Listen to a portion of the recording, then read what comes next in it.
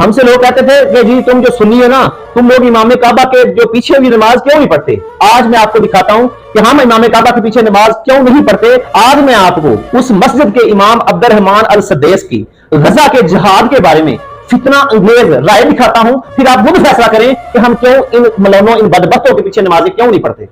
تعلمون ما حل لإخواننا في فلسطين وما أيضا يجب علينا تجاههم من الدعاء لهم. وينبغي على المسلمين ألا تجعلهم هذه الفتن والأحداث متفرقين، فيجب عليهم الرجوع إلى ولاة أمرهم والرجوع إلى علمائهم وألا يخوضوا فيما ليس من حقهم الخوض فيه.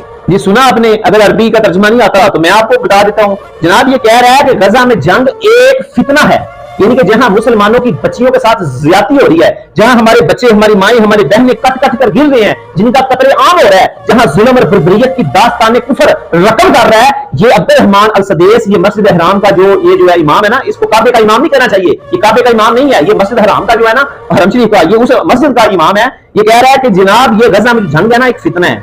आप आगे अवाम को क्या कहते हैं कि आप ऐसा करो, अपने हुक्मरानों और उम्मा की तरफ रजू करना चाहिए आप लोगों को, और ऐसे मामलात में मुदाखलत नहीं करनी चाहिए। यानी ये गजा के मामलात में आप मुदाखलत ना करो, खामोश हो जाओ, चुप कर जाओ। अवाम जो हुकूमत के पीछे लगो, जो हुकूमती मुल्ला है उनके पीछे लगो, उनकी बातों को सुनो, बस आपका कोई हक नहीं बनता। इसका तर्जुमा यही अब्दुर्रहमान बिन सद्देस जो जनाब ये कह रहा है। अब बताएं जी।